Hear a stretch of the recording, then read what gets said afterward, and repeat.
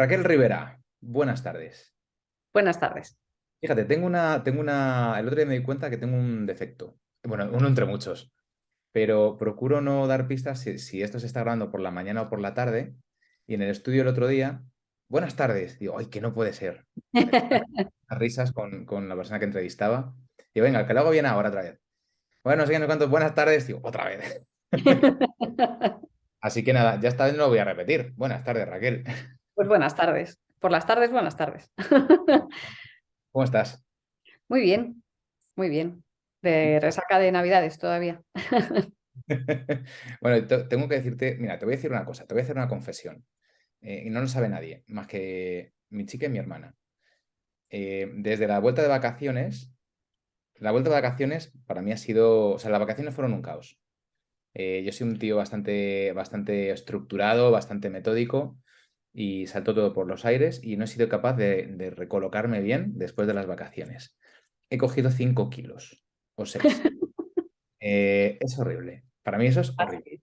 Eso es lo que lleva Papá Noel en el saco. Kilos para todos. Yo me he estado preparando para ser Papá Noel estas Navidades. Y esta mañana, yo no soy de propósitos para el año nuevo. Me parece con respeto para todo el mundo, a mí me parece una estupidez. ¿Por qué? Porque dices, ¿por qué lo vas a empezar el día 2 o el día uno y no lo empiezas cualquier día del año? ¿No? Y bueno, yo creo que todos sabemos cómo acaban los propósitos de año nuevo. Pero he dicho, me decía mi chica, le decía yo, tengo que parar esta locura, ya. Me dice, pero espérate a que acaben las Navidades. Digo, no puedo más, no puedo más. Es que no puedo más.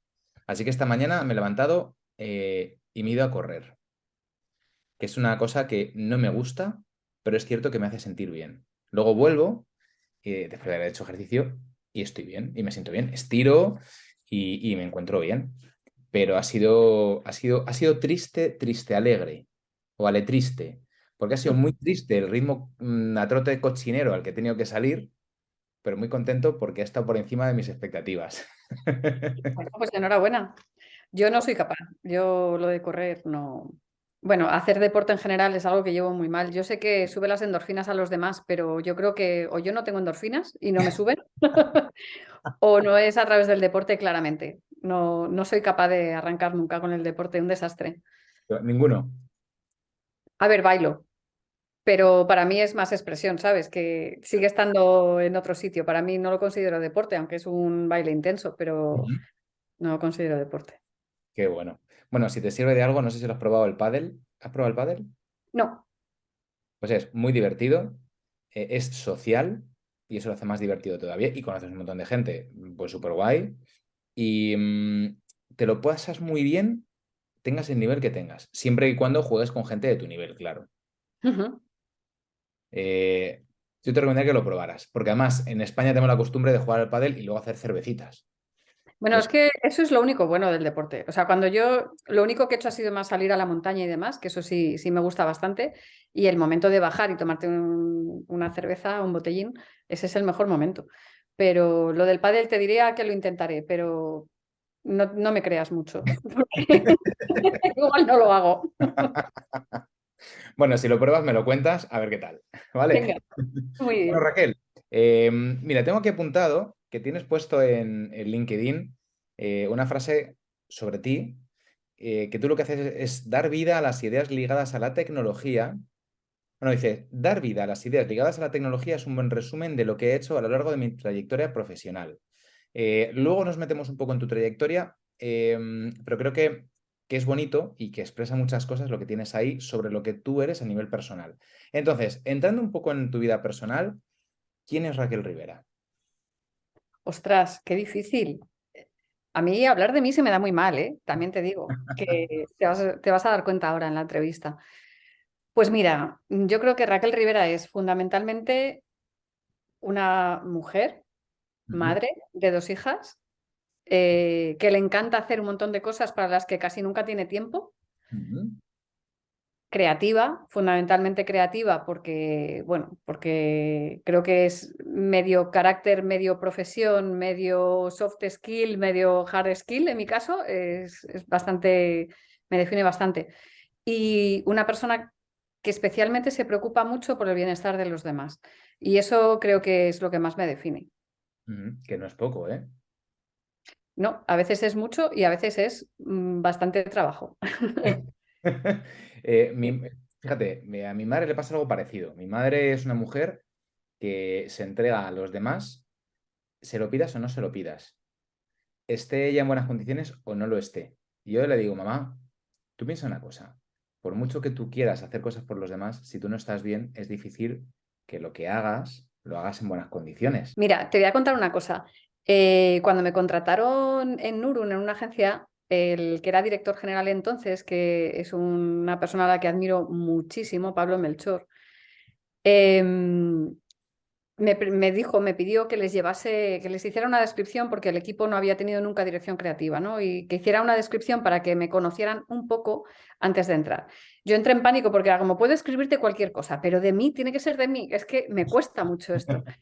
Entonces le di una vuelta y al final le mandé una presentación que me describe bastante, aunque era hace tiempo, que era, mis hijas piensan que soy muy mandona porque no les dejo saltar en la cama.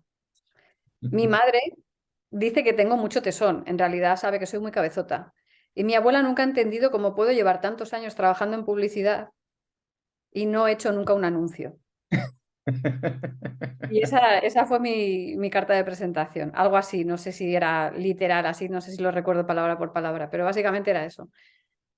Que bueno, o sea que entonces eres, a ojos de los demás, cabezona, Sí, ¿no? Que, lo que, es lo que los cabezones llamamos perseverancia.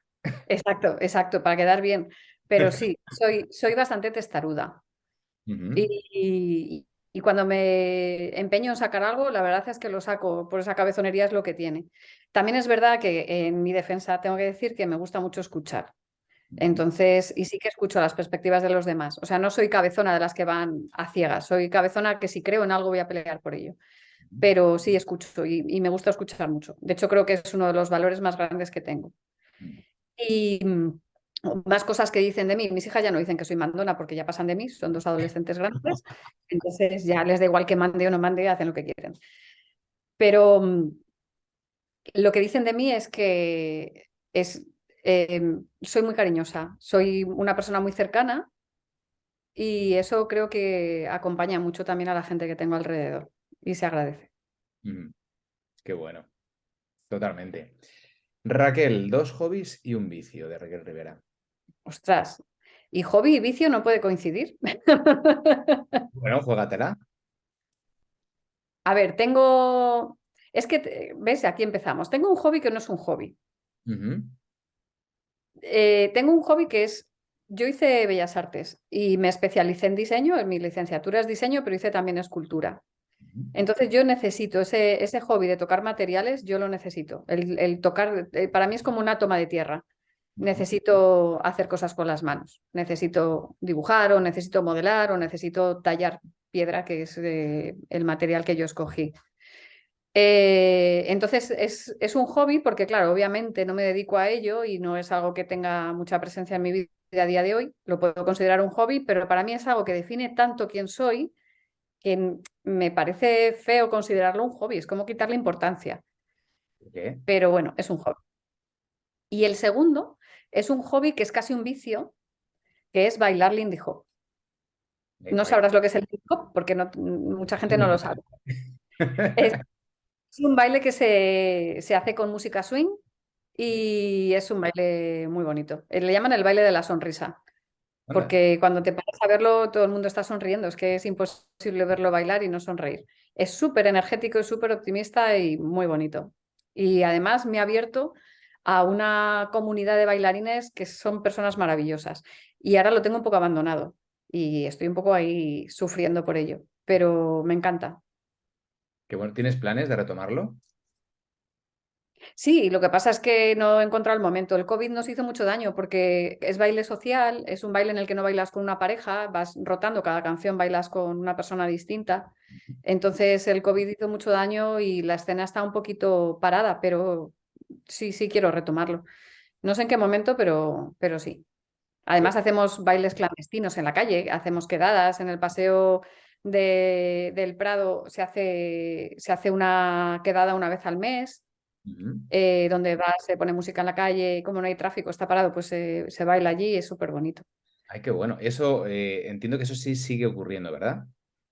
Sí, sí, eso se mantiene. Porque si alguien quiere ir a verlo, ¿qué días ocurre?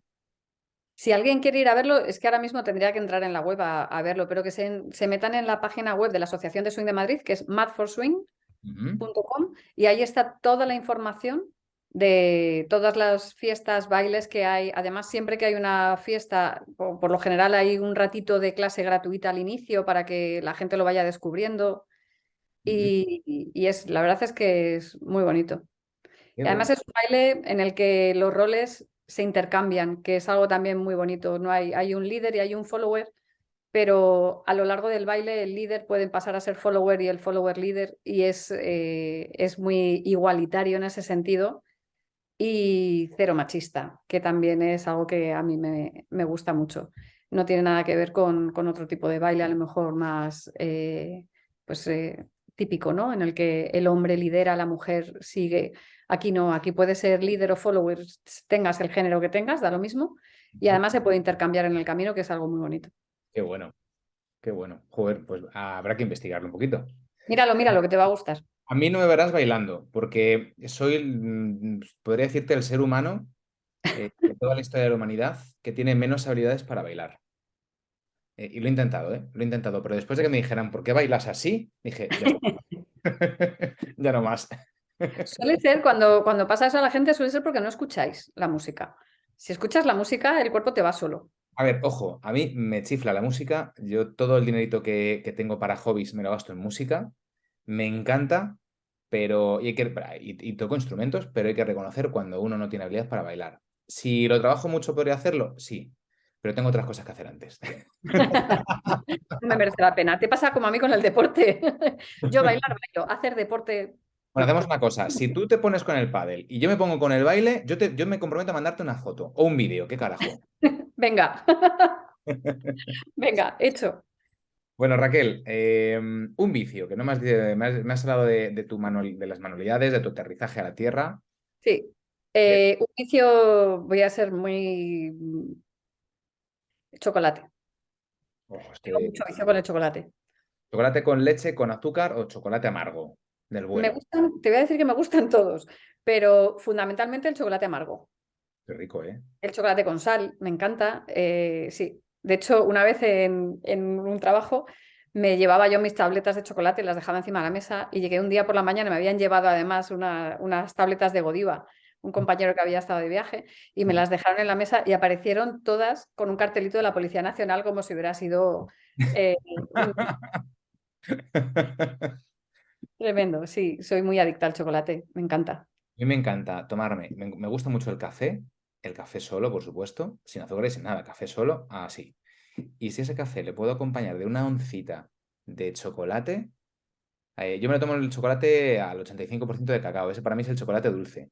Y un café rico, bien amargo, bien cargadito, con una onza de chocolate, me vuelve loco, La verdad es que es una maravilla. totalmente. Raquel, algo que no hayas contado nunca en público y que se pueda contar. Ostras. Que hay veces que dices, oye, pues tengo una experiencia que me pasó hace, no sé, 10 años, 20, 30, hace 3 días, que antes Mira, no te voy a tuve. contar una que no la he contado en público, a ver, la he contado entre amigos y eso, pero que me define mucho porque soy súper despistada. Yo igual mañana me cruzo contigo por la calle Mm. y no te reconozco porque estoy pensando en otra cosa y aunque te vea y mi cabeza diga, esa cara la conoces, es como, "Sí, sí, sí", pero mi otro pensamiento me lleva, ¿no? Y una vez, esto fue hace mucho tiempo, estaba paseando, estaba estudiando todavía, salía de la biblioteca de Diego de León, que era en aquel momento era la biblioteca central, porque estaba la otra en obras y no sé qué. Y estaba esperando a cruzar un semáforo y me empezaron a saludar desde un coche, un matrimonio. Y yo tendría 20 y algo. Y me quedé mirando y yo, qué vergüenza, no sé quiénes son. Y otra vez insistían. Yo ya les saludé, no, no les saludé. Estuve esperando y fue como 3 o 4 veces. Y ya digo, ah, ya sé quiénes son. Son unos amigos de mi padre. Entonces me acerqué al coche y le dije, Garridos, que no te conocía. Y dice, no era a ti, era la de atrás. Esa soy yo. Un desastre. Sí, sí. Bueno, entonces eran los amigos de tus padres, Sí, sí, sí. ¿no? Y dices, si encima te equivocas, Fue, yo no sabía dónde meterme, era un momento tierra, trágame. Yo, bueno, mira, ya termino de cruzar y ya está, se había puesto el listo. semáforo en verde, pero como un tomate, te puedes imaginar. Ostras, Pues vaya, sí. vaya tela. A mí me pasa que me saludan por la calle gente que conozco o que he conocido y como tengo una memoria de chorlito, me pasa un poco lo que a ti, que decir, que yo cuando voy tengo siempre la cabeza en mis movidas, voy por la calle andando y tengo pues eso, esto funcionando, estoy durmiendo y esto está funcionando. Estoy duchándome y esto está ahí, rucu, rucu, rucu, rucu. Hay veces que ni sé si me he lavado la cabeza o no. Te lo consto, ¿verdad, eh? Y no es que me pase pocas veces. Pero es que además a eso le juntas la memoria que tengo de chorlito y hay gente que veo por la calle que se me queda mirando como esperando, como, hola, y yo los miro. A veces que voy con cara de perro o estoy me metido, les miro mal. Pero no es por nada, es que tengo la cara, pues eso, la que tengo en ese momento, de estar concentrado en otra movida. Y no les saludo. Y sé que hay gente que se ha tomado mal. Yo, si me conocen, no se lo toman a mal, se ríen. Se Claro. ríen porque es como Raquel, bueno, y amigas de mis hijas, hay una que me parto muchísimo con ella, María, porque siempre que me ve me dice, Raquel, y ya la veo, ay, Maripeque. Y es que si no me llama ella, claro, yo veo adolescentes, ves hordas de adolescentes por la calle y me parecen todos iguales. Como no me fije, a mí me cuesta, van todos vestidos Son igual. como los Minions, ¿no? Tal cual.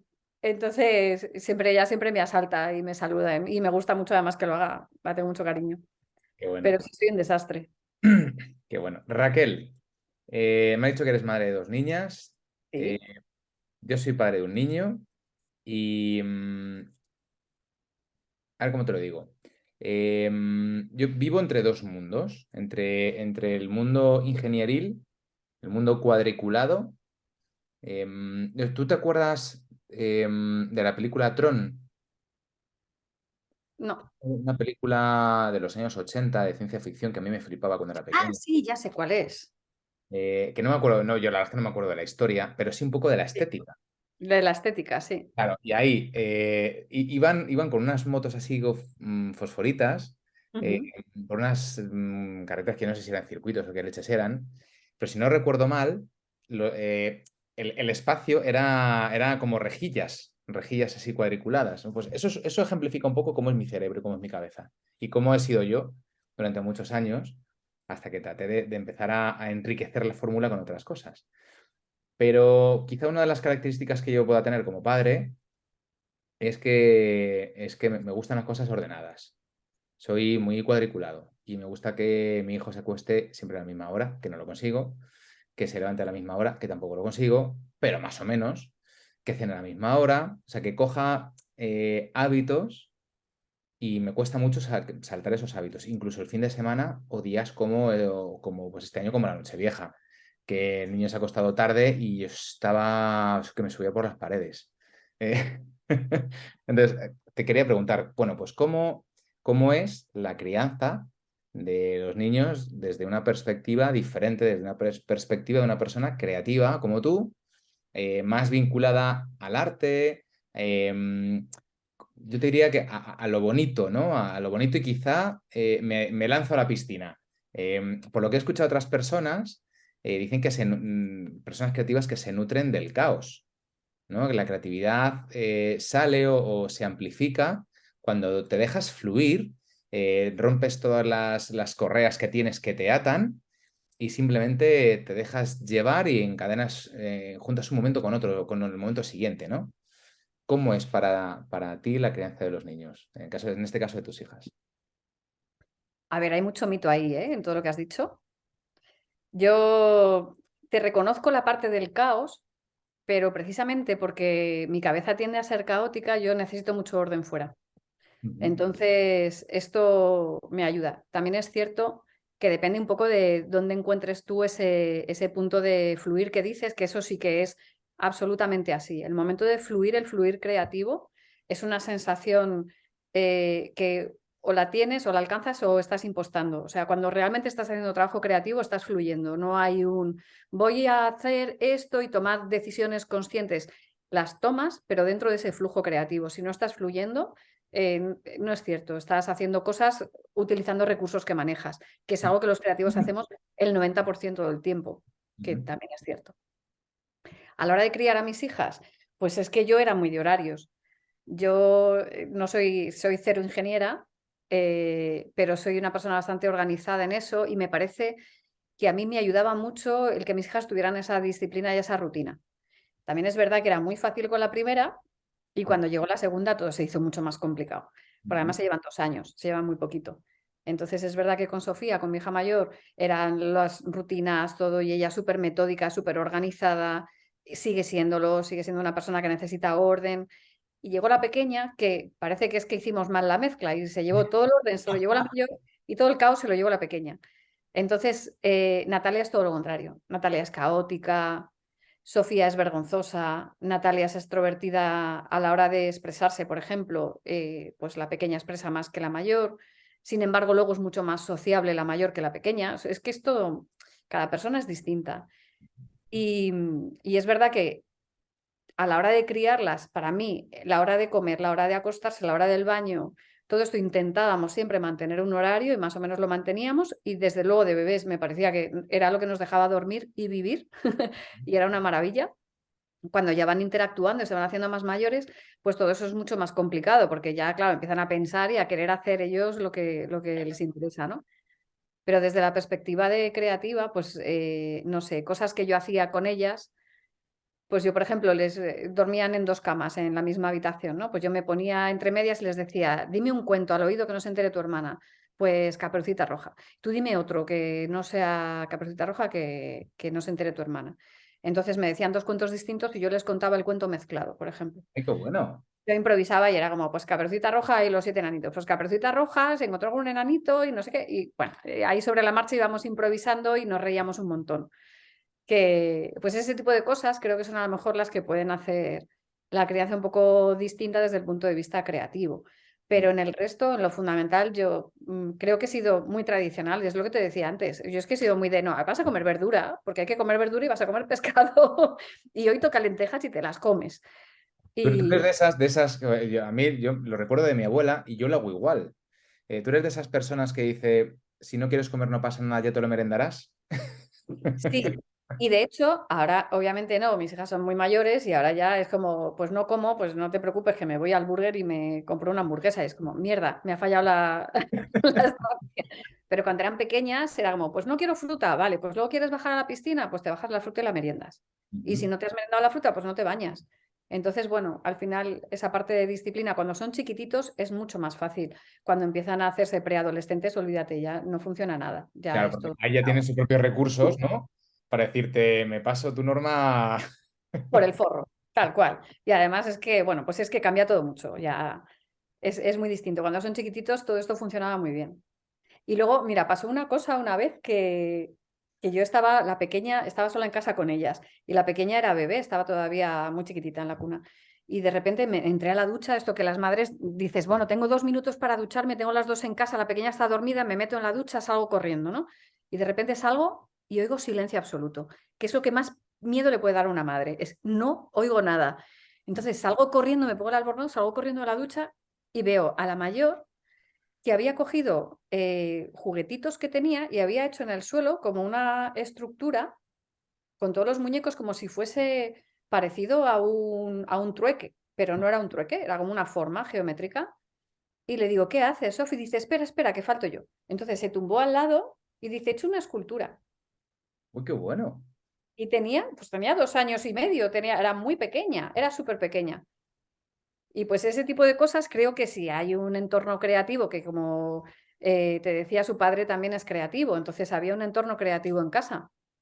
A mí me hacía mucha gracia. Y tengo cuadros pintados por ella de pequeña que los ves y dices, ostras, están súper bien compuestos, sin tener ninguna intención artística y haciendo solamente una expresión intuitiva, ¿no? Y estaba como muy estructurados, muy equilibrados, tenían ritmo, tenían equilibrio y, jolín, pues, Qué pues nada, bueno. ya está. ¿Ves? Mira, eso me recuerda a mi hijo lo que lleva haciendo desde muy pequeñito. Él siempre le ha encantado lo que tenga ruedas. Y de hecho, los coches, cuando se los regalábamos, siendo, o sea, él todavía ni gateaba, lo cogía, le daba la vuelta y me lo miraba por debajo, como diciendo, ¿esto cómo carajo funciona?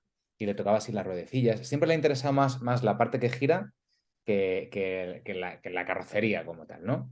Y él ha jugado siempre con sus coches colocándolos en línea. 30 coches en línea.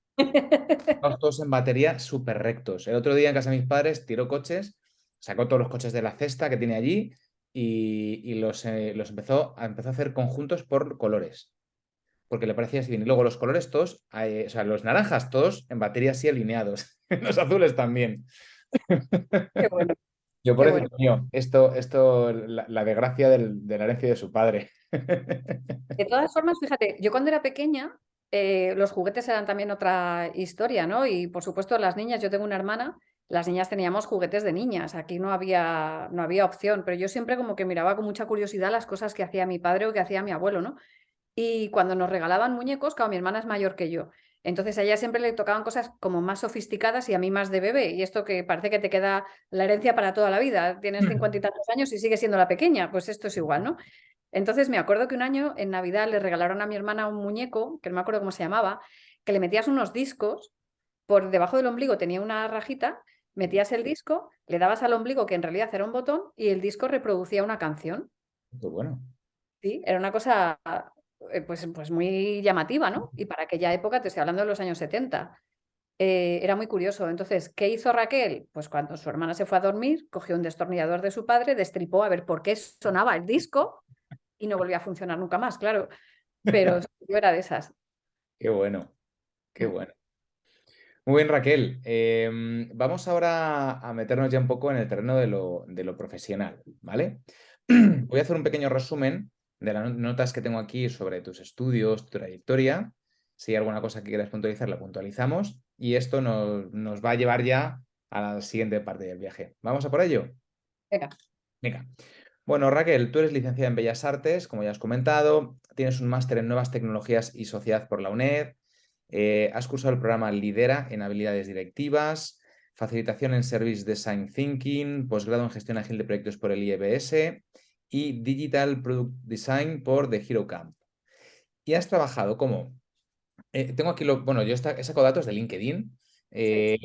Tienes aquí en el año 96, empiezas como diseñadora editorial para el diario As en una revista semanal que tiene ahí un nombre con juego de palabras, ¿no? Que se llama Más.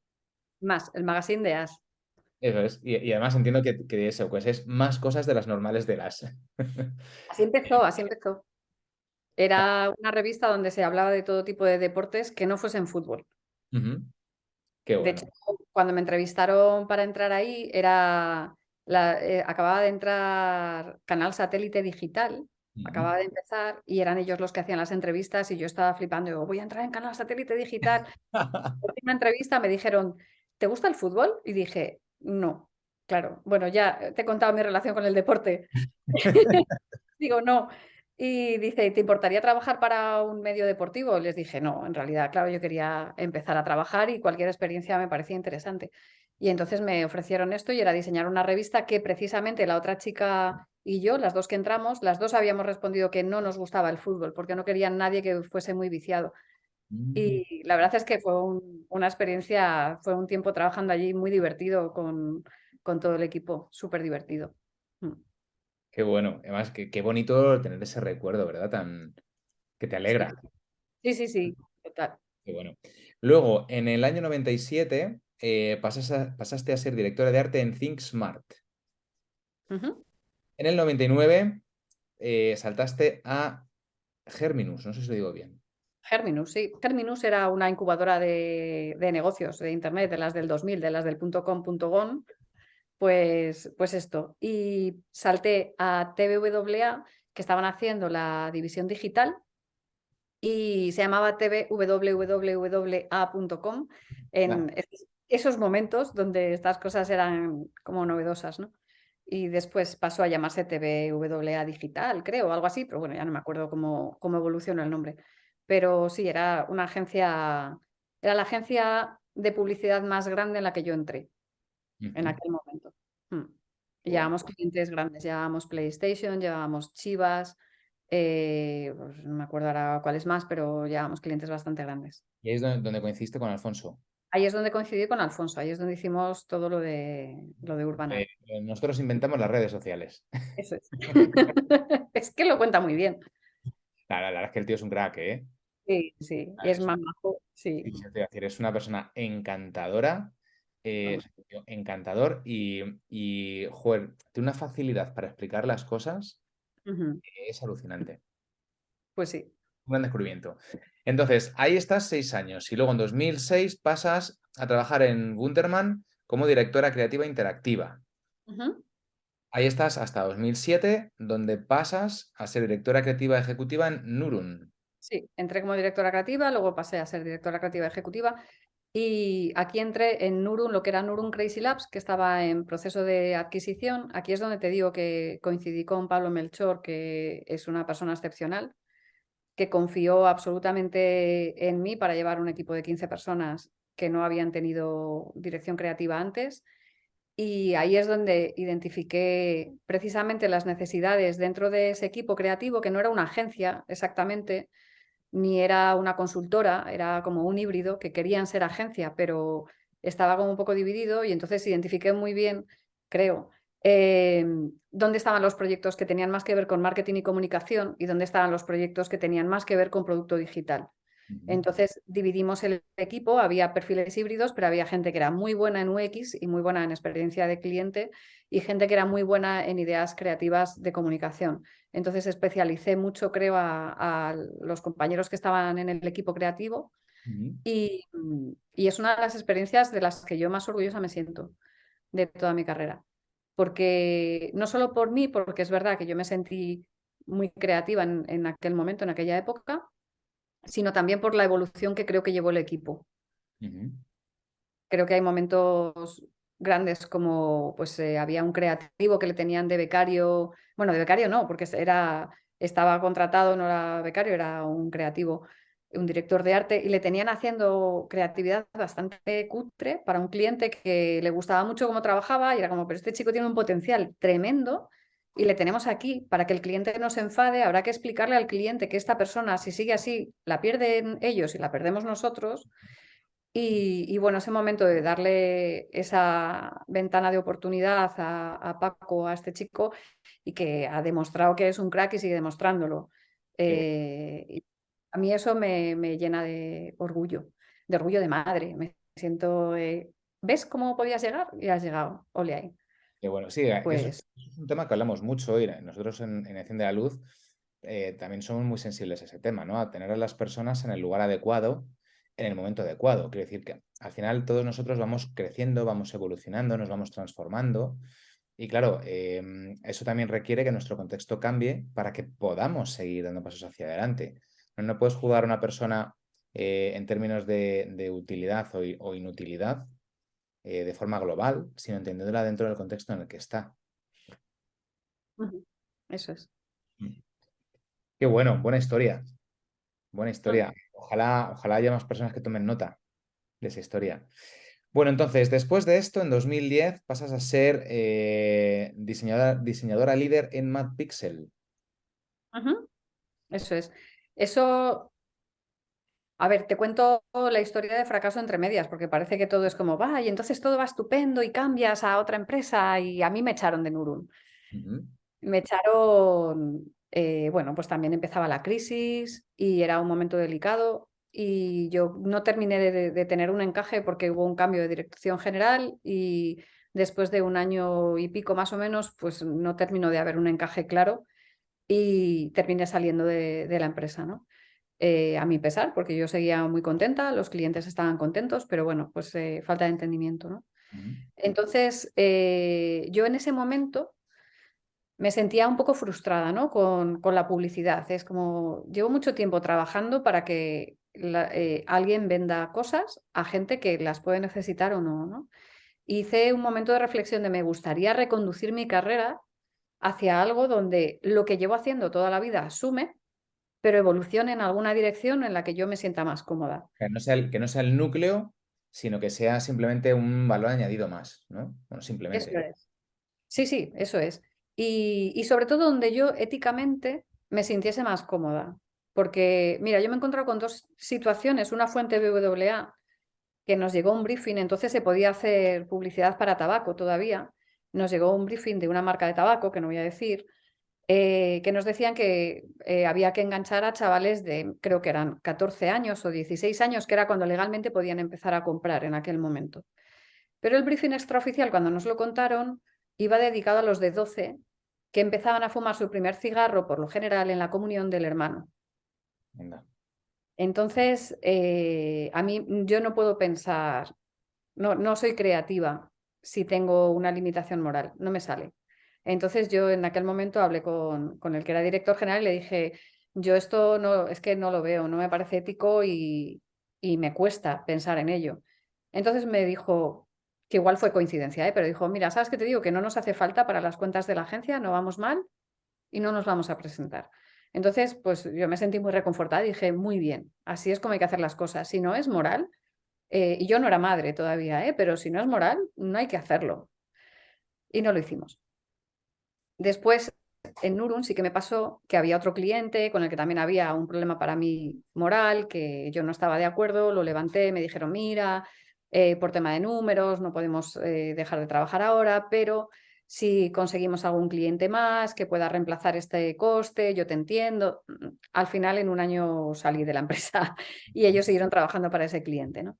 Pues al final, ahí es donde mi cabeza dijo, deberías haber pasado por el aro de tus principios, haberlos dejado a un lado y haber pasado por el aro de esta necesidad que el mercado te estaba trayendo, porque era una forma de mantener también la agencia viva, ¿no? Es como si tú dices que no a muchos clientes, pues igual te vas al garete. Y en un mecanismo de una agencia internacional no es tan fácil decir, pues mira, quito X mil euros y no pasa nada. Entonces ahí es donde la cabeza me cambió un poco y empecé a pensar, ¿estarías dispuesta? No. Ahora tengo hijos a mi cargo, tengo una hipoteca, tengo una responsabilidad y aún así, sabiendo las consecuencias, creo que habría dicho lo mismo. Entonces ahí es cuando me replanteé todo, ¿no? Y dije, no quiero volver a trabajar en publicidad, no en esta publicidad. O la publicidad se convierte en otra cosa o yo no quiero seguir alimentando esta rueda de da igual todo siempre que venda. Entonces fue cuando cambié el foco y pues me metí en esta empresa que es mucho más pequeña, que es de innovación pura, de tecnología y ahí tienen producto propio y fue un giro para mí importante. Y desde ahí no he vuelto a trabajar en agencia de publicidad y a día de hoy creo que no volvería. No tengo intención. Bueno, pues muy valiente por muchas razones todo lo que has ido haciendo hasta ahora, incluido ese último giro, porque oye, no sé si tú has conocido gente así, pero para mí es muy frecuente encontrarme con personas que necesitan sentir que tienen una profesión específica e inmutable, ¿no? Y fíjate, yo tengo 41 años, conozco personas de la franja de los 35 a los 40 que dice, yo ya no puedo hacer un giro en mi carrera. Sí, yo ya el pescado lo tengo vendido. Y claro, yo les digo, vamos a ver, tal y como está ahora mismo la legislación, te quedan por lo menos otros 30 años de vida laboral. Llevas trabajando 20. O sea, te quedan más de la mitad. Y me estás diciendo de verdad que tú no puedes hacer un giro. Es alucinante, pero porque nos graban mensajes en la cabeza que nos hacen mantener la dependencia. Y, y es malo para las personas, para mí, ¿eh? Pero yo te puedo decir que cuando yo estaba en publicidad, con 30 años, yo decía, es que ya soy mayor para la publi, es que ya soy mayor. Y era como, pero si tienes 30 años, ¿qué vas a ser mayor? ¿Sabes? Y me daba miedo, por ejemplo, cuando nació mi hija mayor, yo pedí una reducción de jornada por maternidad Ujú. y no me la tenían que conceder. ¿Tu hija tiene 20 años? Tiene 19, casi 20, sí, es del 2003. Vale, entiendo que en ese momento pedir una reducción de jornada no era muy habitual. No, de hecho fue un poco revolución porque, claro, no estaban preparados para recibir esa noticia, ¿no? Y no tenían que concederla. Directamente era solo te estoy informando de que ajustes las cuentas porque voy a trabajar tantas horas menos, porque he sido madre y quiero estar con mi hija. Entonces, claro, todo el movimiento de la agencia era, y si te pones a hacer trabajo de ejecutiva de cuentas o directora de cuentas o lo que fuera, me daba lo mismo el grado, pero más en gestión de cliente, que a lo mejor puede ser más flexible, pero es que la creatividad y es como, que es que he sido madre y mis neuronas ya no van a funcionar, ¿o cómo va esto? Ujú. Entonces, pues no quise renunciar, obviamente, no acepté ese cambio porque yo no quería dejar de ser quien yo era. Para mí Claro. el hecho de ser madre era algo que en ese momento estaba por delante. Yo siempre me he sentido profesionalmente, a lo largo de tantos años que he estado trabajando, me siento muchas veces que es como que va el carro delante de los bueyes y el buey delante de del carro, ¿no? Con ese cambio. Y en ese momento de mi vida, mi hija estaba por delante del trabajo. O sea, para mí mi prioridad en ese momento era mi hija. Y recuerdo que mi entorno me decía, pero ¿cómo vas a hacer eso? Además que yo en aquel entonces tenía un puesto en el que pues ganaba más dinero que mi marido. Y él estaba trabajando en Telefónica y era como, ya, pues que si él deja Telefónica, o sea, Telefónica también es mucho más estable que cualquier agencia, que esto sabes que hay mucha rotación y tal, ¿no? Y al final era como, no, es que yo necesito estar con mi hija. Me da igual lo que diga el entorno, me da igual lo que diga la sociedad, me da igual, es que yo necesitaba personalmente estar acompañando esos años de iniciales, bueno, esos años o meses, ¿no? Ese periodo inicial de la vida de mi hija. Y no estaba dispuesta a sacrificarlo por un cliente de una agencia. Entonces, bueno, pues al final tuvimos que negociar mi salida porque no aceptaron y Alfonso Cuesta me decía, pero ¿cómo vas a salirte? No vas a poder volver a entrar. Y es ese miedo, lo que decíamos, ¿no? Ese miedo de, es que si te quedas fuera, bueno, si me quedo fuera ya veré por dónde entro o por dónde sigo, si yo sigo siendo yo. O sea, el valor lo tengo en mí, en lo que yo hago. El resto es el entorno y el entorno cambia. Fíjate si ha cambiado. Cuando yo empecé en publicidad, recuerdo que la gente de tele nos decía, ah, vosotros sois los que hacéis que se muevan las cositas en los festivales, yo me duermo cuando sale eso, o sea, unos comentarios así como muy de, sois la chusma, es como, ¿y ahora dónde estáis y dónde estamos? ¿Sabes? Es como, ¿qué más da? O sea, si es que esa rivalidad es algo de lo que nos tenemos que desprender. Y yo creo que las nuevas generaciones, desde luego, se han desprendido de eso, o se están desprendiendo cada vez más, pero yo lo veía muy claro. Y en aquel momento, pues sí, me quedé fuera y me reincorporé después, como 2 años después. De hecho, nació mi segunda hija Ujú. y me reincorporé otra vez a agencia de publicidad y seguí trabajando. Y Alfonso decía, no me lo puedo creer. Es como, claro, claro, es que, ¿por qué no voy a hacerlo? Si mi valor sigue estando ahí y mis ideas siguen estando, ¿no? Y después tuve otro bache que he recuperado también, ya muy distinto, porque en aquello era como el parón de la maternidad, ¿no? Pero después es verdad que hay momentos de crisis, pues me despidieron de Nurum, pasé ahí un momento de bache, en MadPixel luego hubo un ERE y también me quedé fuera. Han sido las 2 veces que me han despedido en mi vida, han sido una detrás de otra. Y, y el volver a entrar, ya con una perspectiva distinta, era, vale, creo que en el camino he podido perder cosas. Entonces, he sido directiva, he estado en una multinacional como directora creativa ejecutiva, he llevado equipo grande de personas, pero no creo que eso sea un estatus que se mantenga. O sea, esos son aprendizajes que yo llevo dentro, pero hay muchas cosas que han cambiado en ese camino y también un poco la inseguridad del síndrome del impostor, ¿no? Y el miedo a perderte cosas, mira, cuántas cosas me habré perdido en este tiempo, ¿no? Y entonces empecé por abajo y empecé a formarme por debajo, empecé a buscar trabajos por debajo y sin ningún tipo de complejo.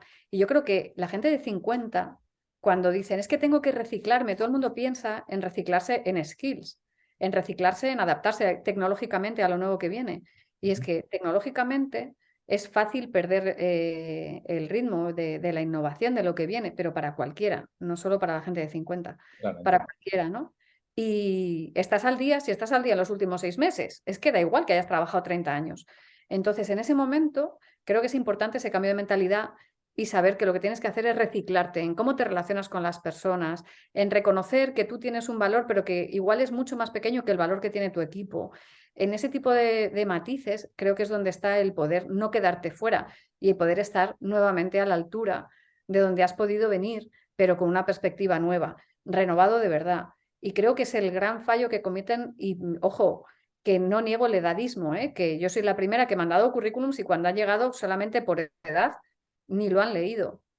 O Ujú. sea, que eso lo reconozco. Pero creo que ese reciclaje desde el profesional, ese reciclaje tiene que ser un cambio de mentalidad.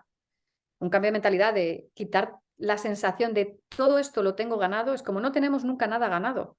Mm. Hoy y mañana empezaré desde cero y pasado mañana volveré a empezar desde cero y lo único que tengo son las capacidades que he desarrollado y que he ido trayendo conmigo y que son las que aportaré, pero no tengo nada ganado y no lo tendré nunca, ¿no? Por eso no dejo de formarme, no dejo de intentar estar al día en cosas, pero sobre todo no dejo de escuchar a la gente que tengo alrededor y cero imponer. Me parece que el tema de, es que he sido director, no sé, y entonces me vas a decir tú a mí con 20 años, uy, ya vas mal, Ya. ya vas mal. Tienes que escuchar porque ellos tienen una visión que tú no tienes y el mundo a día de hoy casi es más de ellos que tuyo. Entonces, eso es, me parece que es un rol fundamental para un directivo el poder saber escuchar. Fundamental. Es un poco, a ver, salvando las distancias, lo que hacían con este show televisivo guionizado del jefe infiltrado, ¿no? Lo que siempre ha defendido Toyota, que es ir a la fuente de la información. Exacto, la fuente de la verdad, ¿no? Totalmente, sí, sí. Ryosuke Genbutsu, que lo decía, es parte de la cultura de Toyota y del éxito de Toyota. Ujú. Que es date una vuelta, en este caso por la fábrica, para ver qué está pasando. Déjate un poco el despacho a un lado, rescata la humildad del armario, vuelve a ponerte la chaqueta de la humildad, bájate a la fábrica y examina con tus propios ojos qué es lo que está sucediendo ahí, habla con tu gente, ¿no? Y en este caso va más allá todavía. Y es para entender cómo funciona el mundo, lo que tú dices, es ponte la chaqueta de la humildad, asume que no lo sabes todo y vete a hablar y a juntarte, a mezclarte con quien está ahora mismo construyendo las bases de lo que va a ser el siguiente paso. Eso es. A mí Eso. me parece tu historia, me parece brutal, Raquel. Un te conozco, me gustas más. Pues es una historia muy rara, es una historia de, yo digo de inadaptada, ¿sabes? Es como en Yo lo todos llamo, los yo ámbitos, lo llamo lucha de una valiente, una lucha de superación de una tía, te voy a decir con cojones, pero es que queda muy machista, de una tía con coraje. con coraje. ¿Sabes qué pasa? Mira, a mí me ha pasado esto desde siempre también, ¿no? Es como, no tengo la sensación, hay dos perspectivas que a mí me fallan. A mí me fallan cosas en la cabeza, yo estoy segura que lo que tengo son errores. Errores que luego pues resultan en que las cosas funcionen, ¿no? Pero parten de errores, ¿no? Y uno es la perspectiva del género, no perspectiva de género, sino la perspectiva del género. Nunca he tenido la sensación de hacer las cosas por ser mujer. Mm, Entonces, ante eso, nunca me he sentido en inferioridad de condiciones frente a lo mejor en una mesa de dirección donde hay 8 tíos y soy la única tía o somos otra tía y yo y el resto son todo hombres. Nunca he sentido que, claro, es que ellos me imponen. Yo no, o sea, yo aporto mis ideas y encajarán o no encajarán, las defiendo y ya está, pero no tengo esa sensación de... Esto, mira, en la Facultad de Bellas Artes, cuando yo estaba en escultura, ujú, tenía un profesor de talla en piedra, ¿no? Que era un poco machista. Y entonces ahí aprendí, porque él defendía siempre que las tías no podíamos hacer talla en piedra, porque no teníamos suficiente fuerza ni resistencia, ¿no? Y entonces yo ahí entendí que lo que nos iguala son las herramientas. Y desde el momento en el que yo puedo coger una radial y tú puedes coger una radial, estamos igualados. No hay diferencia entre que seas un tío o seas una tía. Entonces, ante esa forma de igualarnos la herramienta, si te lo llevas a lo digital, estamos exactamente en lo mismo. ujú, La tecnología es fundamentalmente masculina en el desarrollo, sigue siéndolo, aunque hay iniciativas como Adalab, ¿no? que luchan porque haya un rol mayor de la mujer en desarrollo, pero al final la herramienta nos iguala y hay que agarrarse a eso. Y la segunda que te comentaba es la de la edad. Tampoco tengo esa sensación de, pues lo que te comentaba, ¿no? De, bueno, es que ya llevo muchos años y a mí me tienen que respetar. Es como, no, yo estoy aquí con mi conocimiento, ¿qué es este? Yo te traigo esto, ¿tú qué traes? Vale, y con lo que tenemos, ¿qué hacemos? Es que esa es la actitud que yo llevo al menos, ¿eh? Para mí es la única viable. claro. Hombre, hay una parte que yo entiendo que es cierta, ¿no? Y es, creo que hay un respeto no por lo que tú has sido, sino por lo que eres hoy. Y claro, cuando tú has tenido un puesto de responsabilidad con una mirada muy alta dentro de lo que es la empresa, hay un conocimiento ahí que otras personas no tienen. Y eso es lo que te hace ser lo que eres hoy y valer lo que vales hoy. No porque, no, o sea, no es estoy contigo de acuerdo en no vivir de la vieja gloria, ¿no? Es que yo fui, ya, sí me parece muy bien. Tú has sido fantástico. La cuestión es que estamos en el hoy, no en el ayer, y hoy qué eres capaz de hacer, y qué es lo que a ti te convierte en una persona más competitiva. Porque sí es cierto, yo, fíjate, según voy cumpliendo años, yo creo que soy un viejo prematuro. Me siento a veces como un viejo prematuro. Viejo, viejo, pero viejo, viejo. O sea, que yo me recuerdo a veces a mi abuelo, que tiene 88 años. Y veo que, claro, pues, voy conociendo gente que tiene 25 y ahora mismo me dan envidia la energía que tienen. Pero claro, Bueno, les veo como era yo antes. Y estaba pues con Carlos Ble, bueno, para mí uno de los grandes referentes que he tenido siempre, hablando en la entrevista con él, hablamos también de que, pues eso, vamos cumpliendo años, él tiene mi edad también, y nos vamos volviendo, quizá uno de nuestros mayores valores es que nos vamos volviendo más selectivos y más estratégicos. Es decir, no tenemos ya esa energía desbordante de hace 15 años, pero sí es cierto que con menos cosas tenemos la potencia más controlada, ¿no? Y con menos cosas somos capaces o con menos dedicación, somos capaces de hacer las mismas cosas o mejores que antes.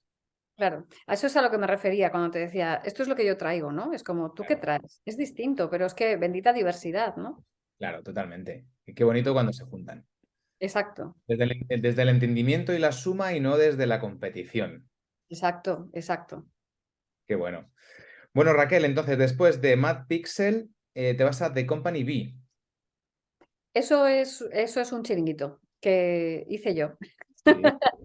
Ese es mi chiringuito, con Ajá, mucho cariño, pero bueno, pues estábamos en crisis. Yo, como te decía, salí de un despido a un ERE sí, y del ERE yo ya estaba, bueno, yo en aquella época además me había divorciado no hacía mucho, me había quedado yo sola con la hipoteca, tenía gastos, tenía las niñas pequeñas y era una situación bastante delicada. Entonces, no me lo planteé dos veces, vi que no había mucha oferta en el mercado y dije, bueno, pues hacer lo que sabes hacer yendo a cliente, que hay más opciones. Entonces empecé a trabajar, me puse como autónoma y mis primeros clientes, bueno, los primeros eran chiquititos, pero enseguida empecé a trabajar para Microsoft, para Sony, para el Museo Thyssen y me pedían ser empresa, no trabajaban con autónomos. Entonces, pues nada, hice una SL qué bueno. y, y ahí estuve trabajando durante esos años Ujú. con un intento de emprendimiento más por salida de autoempleo, honestamente, más que nada. Pero bueno, sí tuve mis colaboradores, tuve clientes en Estados Unidos que pagaban mejor que aquí y pues amplié un poco esto, ¿no? El volumen de clientes. Y en esos años, desgraciadamente, pues mi hija pasó un cáncer. Entonces ahí hubo un poco hecatombe, ¿no? Y era como, bueno, no puedo meter mucha más energía en esto y lo superó y está estupenda y todo fue muy bien, pero fue un momento bastante complicado.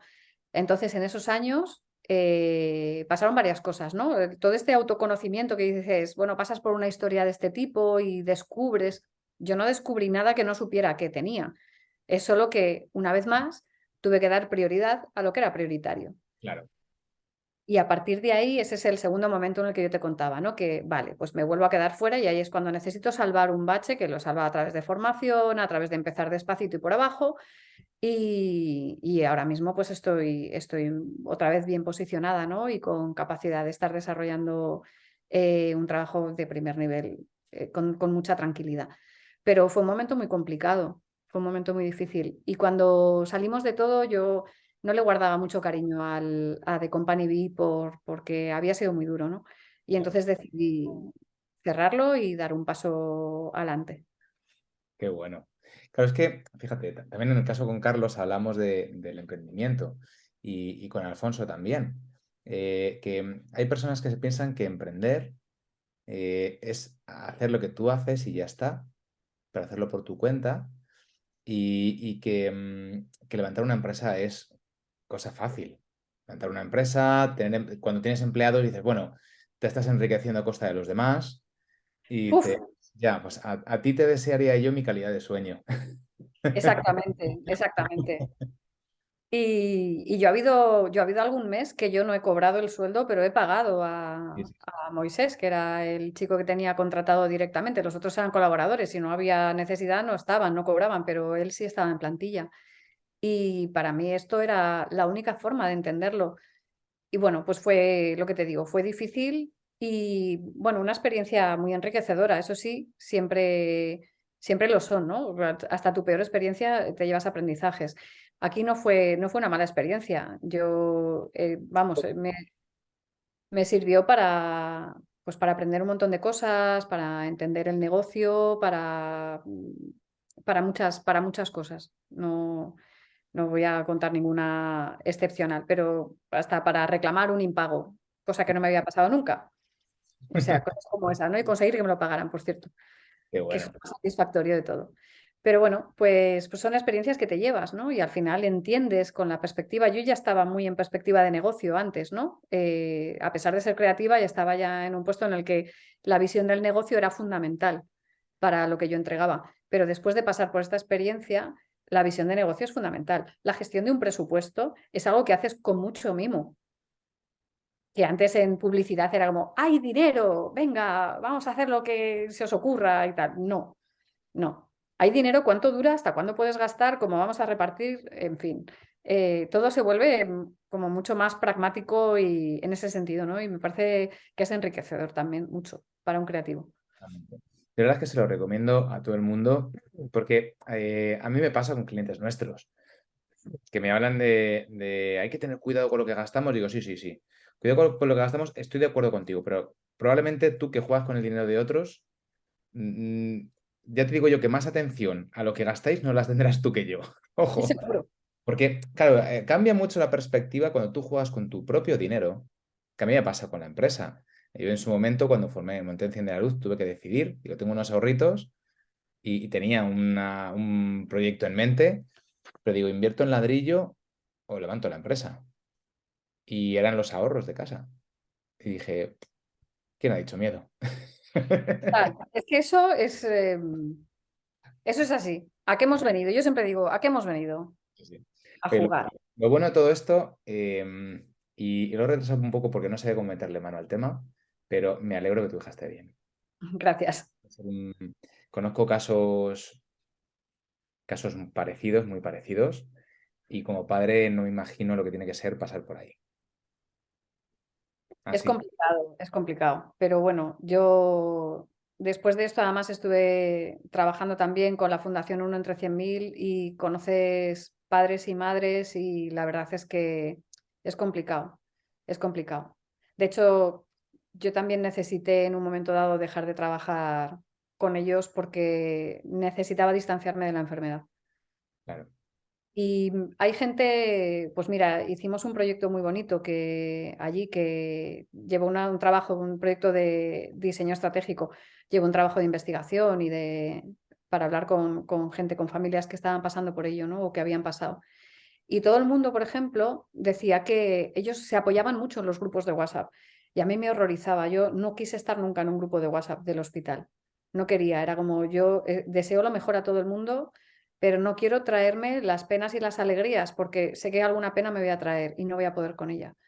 Entonces yo no, yo estuve muy aislada en ese sentido voluntariamente, ¿eh? No, me sentí muy acompañada en el entorno personal, pero en el hospital yo no hice amigos, entre comillas. No, hay gente que sí, ¿eh? Que se apoya y se viene arriba y se siente fuerte. Yo no. Sí, al final, bueno, cada uno lo gestiona como puede y tirando de lo que puede en ese momento y de lo que necesita.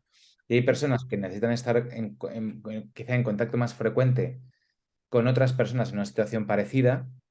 Y hay otras más sensibles a ese contexto, quizá, ¿no? Que dicen, a mí es que esto me perjudica más que me ayuda. Mm. Mm, así es. Pues, a mí me gustaría ahora mismo mandar un beso fuerte a todas las personas que han pasado por tu situación, que tienen a los padres y madres que han tenido y que tienen a sus hijos en situaciones delicadas y a los niños también, porque hostia, yo no me imagino pasar por una situación así.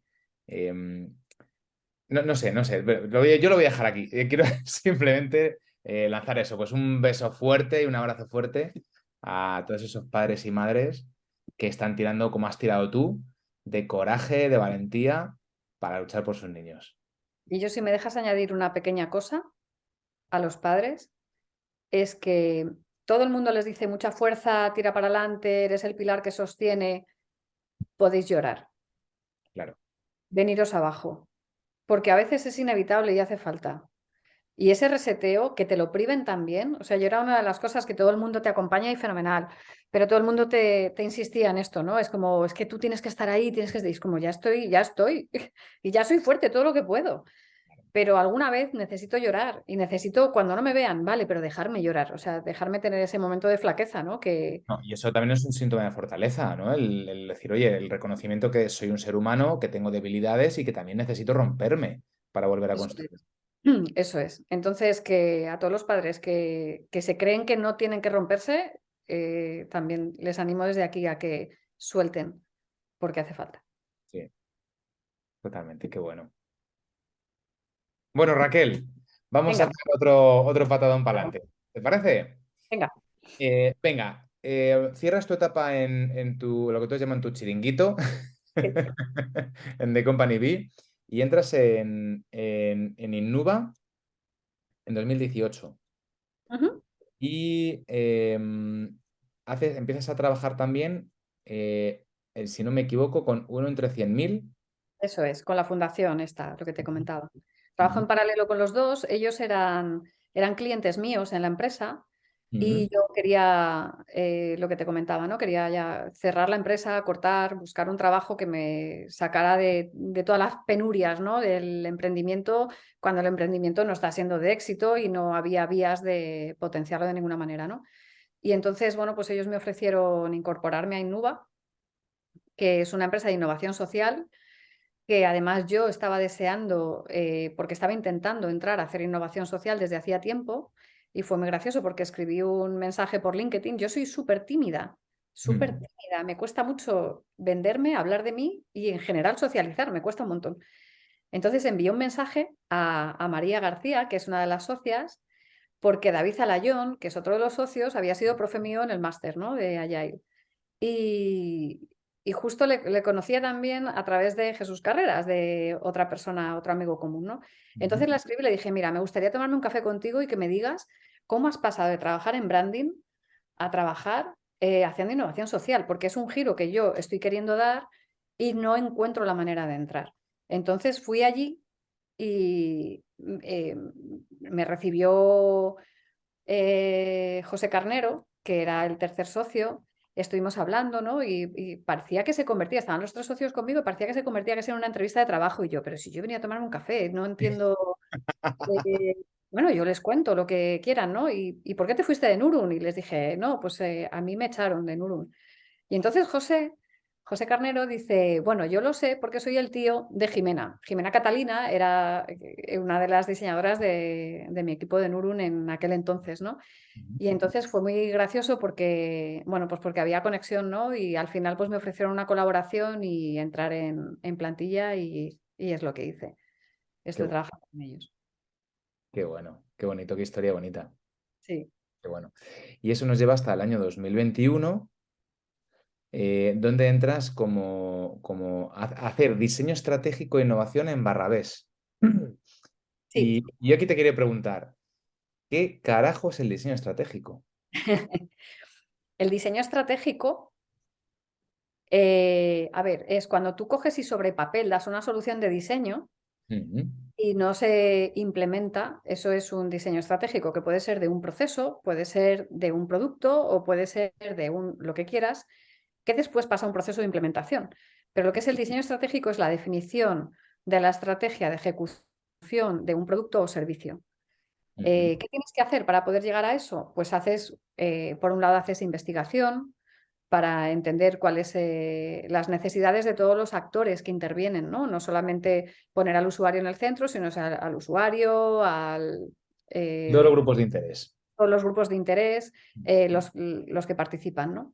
Y con eso sacas unas conclusiones, haces una propuesta de servicio, ves dónde impacta en cada momento, tienes como un maletín lleno de herramientas que tú utilizas en cada momento según sea la necesidad. Pues tienes que hacer en ese trabajo de investigación, pues haces research, haces entrevistas, haces encuestas, para sacar toda la información esencial que tú necesitas para poder dar, digamos, esa definición del servicio o el producto.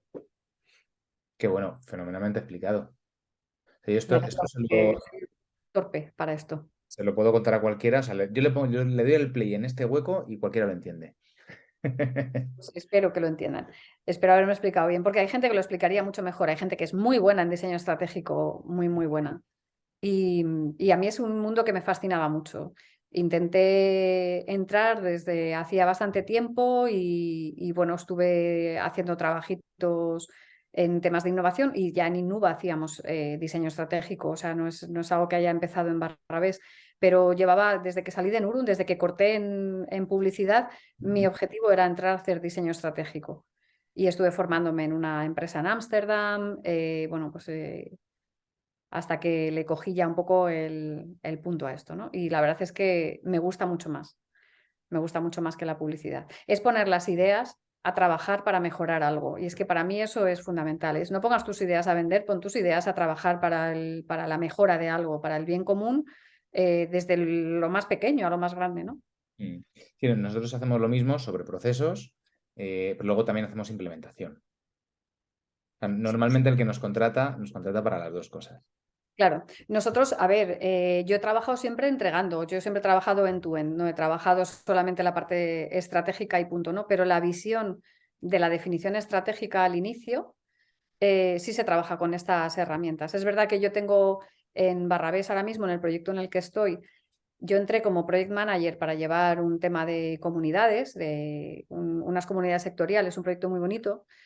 Y al final he terminado haciendo también de product owner de esta parte, ¿no? Con la gente de desarrollo y aplicando Scrum y trabajando en Agile. Y la verdad es que muy divertido, porque yo el otro día pensaba, ¿terminarás escribiendo código algún día? Porque igual, como yo me acuerdo buscando cosas, a lo mejor en 10 años resulta que estoy aprendiendo a programar. Bueno, no creo que en 10 años queden programadores, ¿eh? Ya, también es Tal y como verdad. fíjate, me pasa una cosa, no sé si te pasará a ti, pero tal y como está avanzando la inteligencia artificial, con todo lo que estamos viendo ya, yo ya no sé qué carajos vamos a hacer los humanos en 10 años. No tengo ni pajolera idea. Es una reflexión frecuente esta. Es que yo creo que no tenemos que trabajar, pero es un problema. O sea, yo creo que el planteamiento, esto es un poco loco, lo que voy a decir, pero de verdad lo pienso así. Las personas no deberíamos trabajar. O sea, llegado a este punto, si lo que trabajamos es para generar más riqueza para cuatro, nos estamos equivocando. La Ujú. cosa está en qué sistema puede soportar que no sea necesario trabajar para que las personas podamos hacer aquello en lo que realmente somos buenos y que puede aportar belleza al mundo. Belleza entendida como algo muy grande, ¿eh? No belleza, pues yo pinto cuadros, no es eso. Es cómo podemos mejorar y por qué no nos comportamos como una comunidad grande en la que las personas se apoyan unos a otros y puede haber clanes de alguna manera, ¿no? De gente especializada más en hacer unas cosas u otras. Pero si todo esto pasa por un salario y una dedicación, esto se nos acaba. Entonces, ¿qué sistema podría soportar que las personas no tengamos que trabajar para que podamos seguir viviendo con calidad de vida? Obviamente, obviamente.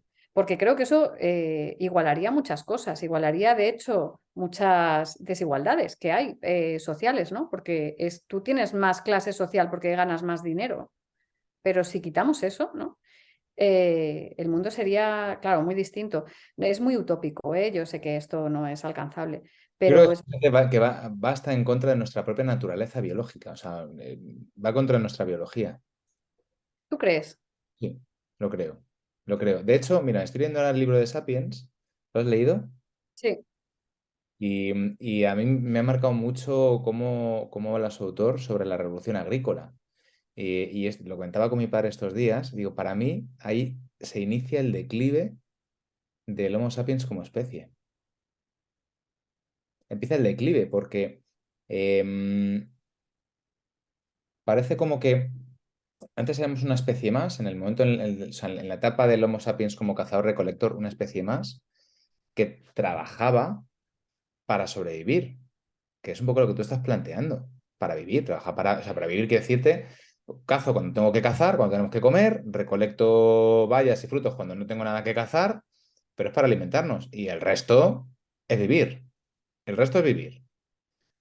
Con la revolución agrícola, bueno, y en ese sentido estaba diseñado todo el sistema de reproducción de la especie, precisamente, que lo cuenta el autor, que en términos medios cada 4 años tenía un hijo, etcétera, eh, para que se pudiera seguir estando de esa manera. Y fue la revolución agrícola la que nos llevó precisamente ya pues a reproducirnos de una manera diferente, a hablar en términos de sobrepoblación en ese aspecto, de alimentarnos peor. Porque dices, claro, cultivas, pero cultiva lo que puedes cultivar aquí y comer lo que puedes cultivar aquí y lo que no, no. Pero claro, al dejar de buscarte comida en otros lugares, dejas de ingerir otro tipo de nutrientes, con lo cual aparecen otros problemas, enfermedades asociadas a, digamos, una malnutrición, ¿no? Y además también empieza a aparecer el concepto de la propiedad privada como, como un sentido de propiedad de los bienes de producción, porque en el momento en el que ya empiezas a explotar la tierra y recursos naturales, dices, esto ya es mío, ya no es de todos y aquí llega el más rápido. No, no, esto ya es mío. Y según tengo más cosecha, probablemente pueda hacer más cosas, ¿no? Yo tengo la sensación de que ahí se empieza a construir ya la jerarquía, no en base a tu capacidad natural o, digamos, a tu superioridad genética, ¿no? A lo que te permite sobrevivir y que tú te perpetúes precisamente porque eres un mejor cazador, tienes mejor condición, etcétera, está más preparado para sobrevivir, sino que entran en juego otros factores distintos, eh, como pues eso, como la propiedad. Ujú. Eh, vaya, ya ves que ya te lo he dicho antes, soy una persona dada a soltar tochos. A veces, igual a veces dices, pues vaya tontería acabas de decir. No, no, a ver, sí, de inicio mi propuesta es bastante absurda, porque además el problema de sobrepoblación que hay, imagínate, ¿no? O sea, ¿qué sistema podría soportar que la cantidad de millones de habitantes que hay en la Tierra pudieran vivir bien en condiciones sin trabajar? O sea, es implanteable a día de hoy. Y que Pero probablemente estar sin trabajar nos llevaría a reproducirnos más. claro, pero es que, o sea, es que hay muchos problemas que son muy difíciles de corregir cuando el estándar de la calidad de vida es, pues en Occidente, tener una familia, hijos, un coche o dos, no sé qué, es muy complicado. Y yo creo que todo pasa porque se haga un replanteamiento de qué es el éxito, de la definición de éxito. Ujú, El éxito no puede ser tener más, el prosperar no puede ser tener más. Mientras no entiendas el prosperar como mejorar la calidad de vida de tu entorno y no ujú. solamente la tuya propia o la de tu familia, yo creo que hay muchas cosas por cambiar ahí, pero es un cambio muy complicado, muy complicado. No sé. Pero para mí la Igual, clave ahí está en qué es el entorno. Porque claro, que si el entorno es mi tribu, evidentemente luego aparecerá rivalidad entre tribus. claro, pero es que, claro, es que si te das cuenta, bueno, nos estamos yendo mucho de topic, pero sí, sí, porque yo además en esto yo soy cero experta, o sea, yo te doy mi visión personal, pero eh, todos los problemas que ha habido entre tribus, de guerras entre tribus, tenían mucho que ver. Esto, el libro de Vacas, cerdos, guerras y brujas, no sé si lo has leído, tiene 1000 años, pero te habla un poco de esto, ¿no? Y es como cuando una tribu tiene excedente de riqueza es cuando entra el conflicto. Pero mientras después, cuando acaba el conflicto, como todos se quedan mal, pues tienen que volver a acumular y cuando ya vuelven a estar bien es cuando vuelve a haber conflicto. Entonces, igual la acumulación en sí es perniciosa y no lo estamos viendo, ¿no? No lo sé. Pero bueno, esto es un poco lo que te digo, fuera de topic, pero no sé. Yo quiero pensar que igual si hay una vía de hacer de esto algo salvable, tiene que ser muy distinta. O sea, me parece que una continuista tardaría demasiado. Soy un poco negativa, pero creo eso. Pues nada, en 10 años nos volveremos a retomar este tema y diremos, pues mira cómo estamos.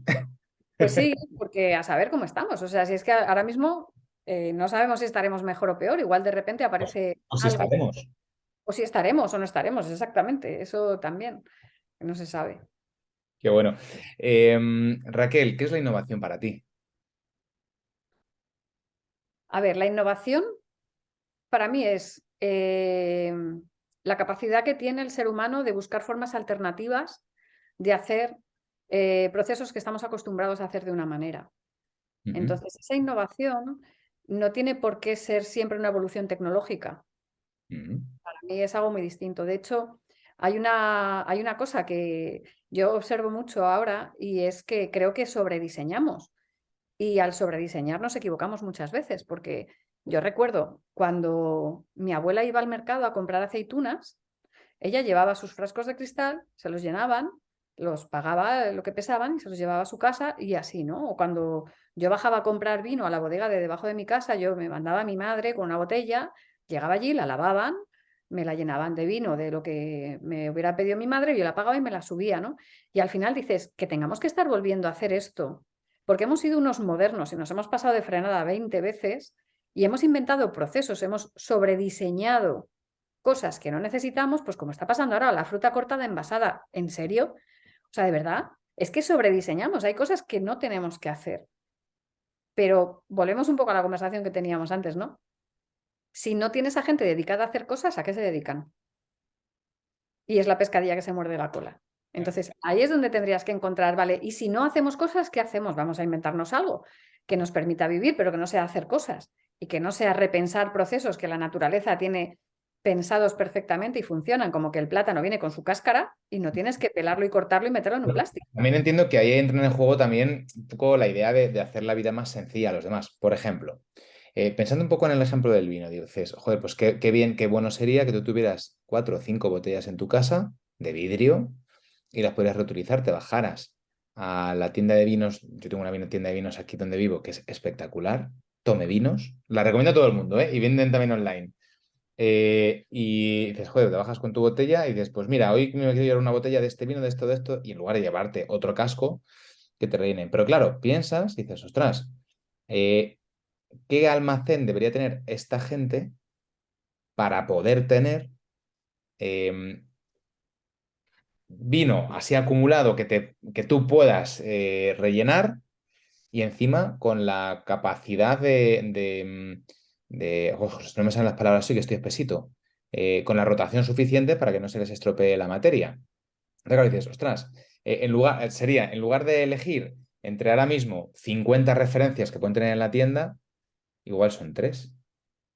Entonces yo entiendo que no es una cuestión solamente de trabajar en una mejor economía del producto, sino en hacer la vida más sencilla a la gente. Oye, pues esto lo que nos permite es tener un catálogo a tu disposición mucho mayor, por ejemplo, ¿no?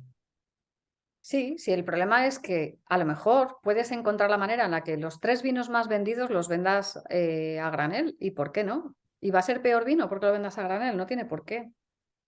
No tiene por qué. O sea, depende del volumen que tú vendas, ese vino estará, y si está en sus cubas, y si tienes tu cuba de roble, el vino va a estar estupendamente y lo vas a sacar cuando corresponda.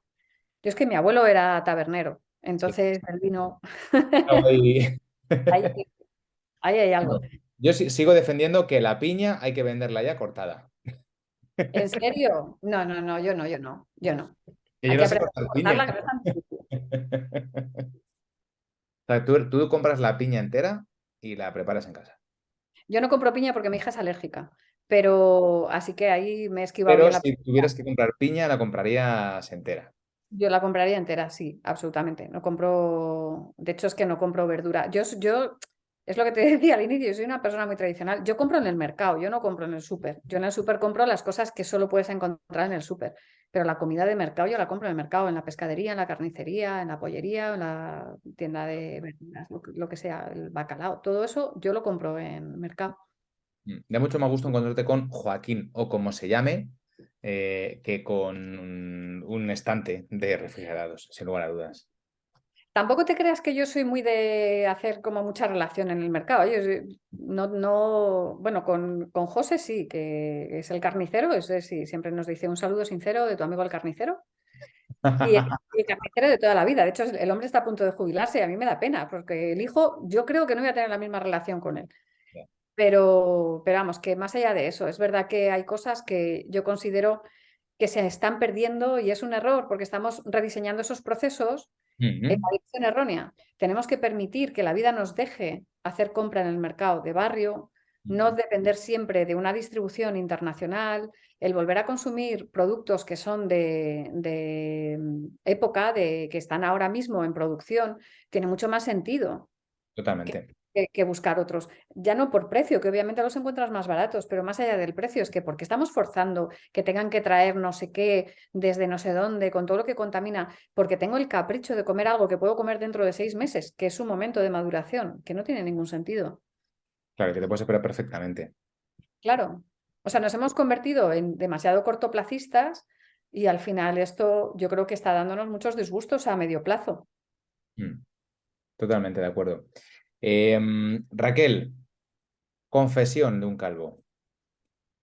He comprado abrigos en Barrabés. A ver, Barrabés es grande y tiene diferentes, como diferentes verticales, ¿no? ¿Cuál es tu papel en Barrabés? Vale, mi papel en Barrabés no tiene que ver con la tienda de montaña, aunque yo también soy cliente de la tienda de montaña, además desde hace muchísimos años. Pero luego está Barrabés, la consultora, que es una empresa donde se hacen trabajos de innovación y trabajo de consultoría de producto digital también.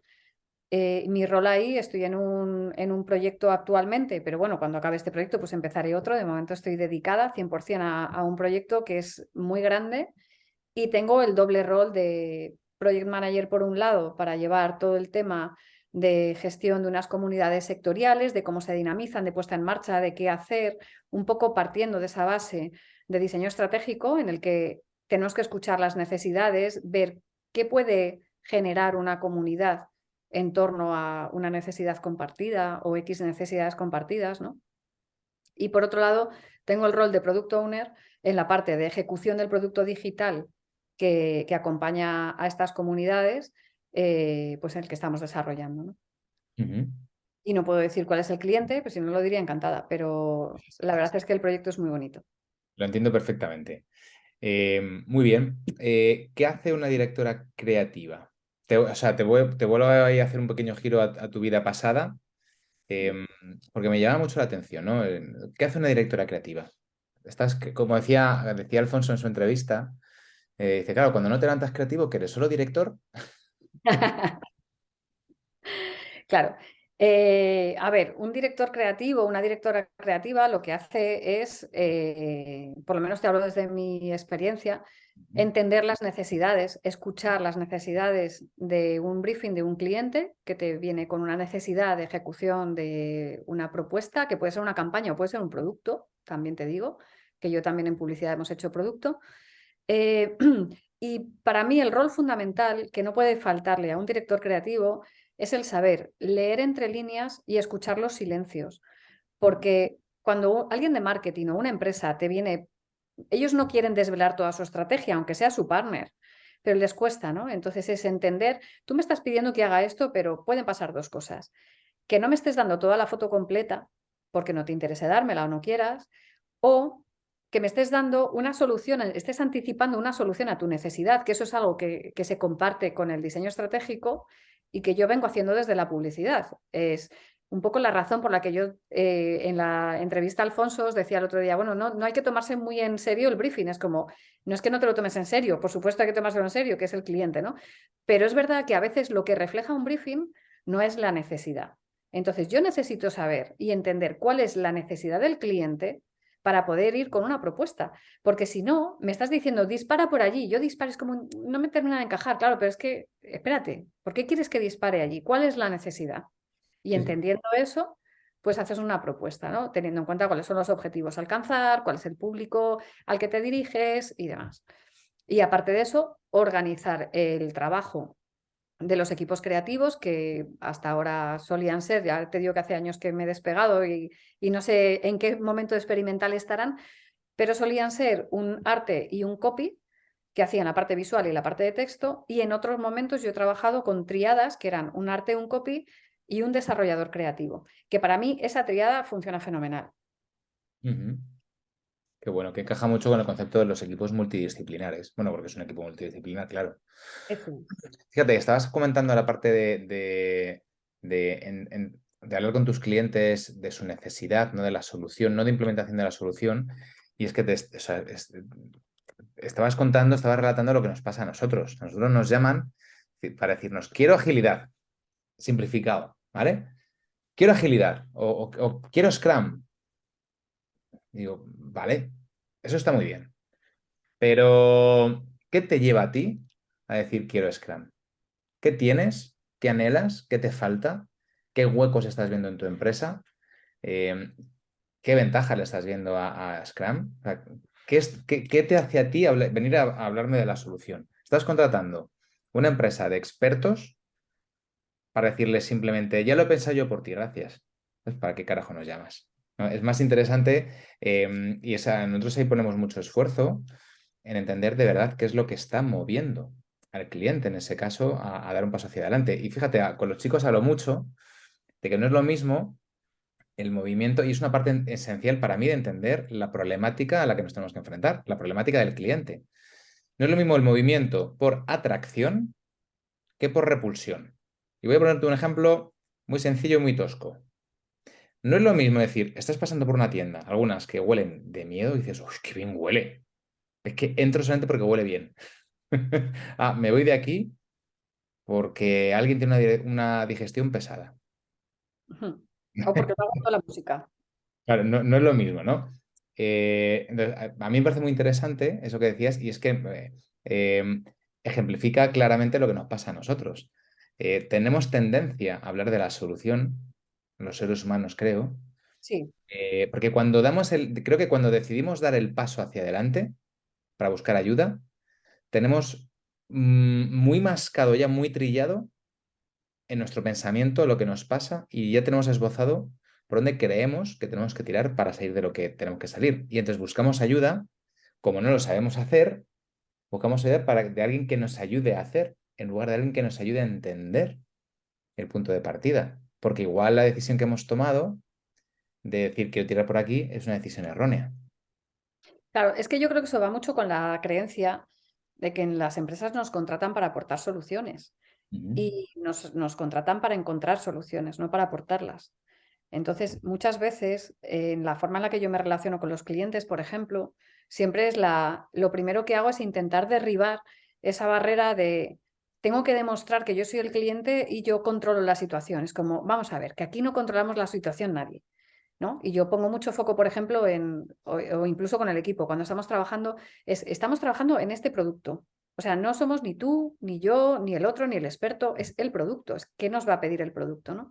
Y en las primeras conversaciones con cliente me pasa un poco eso, necesito que haya esa confianza, establecer esa confianza, esa cercanía, de forma que no necesiten demostrar que ellos son el cliente. Cuando ya estás en esa confianza, es venga, y ahora vamos a buscar soluciones. Ahora me vas a decir cuál es tu necesidad. Si yo mantengo una distancia engolada, que ha habido ocasiones en las que he estado en empresas que era así, si no rompes eso, no llegas a la esencia.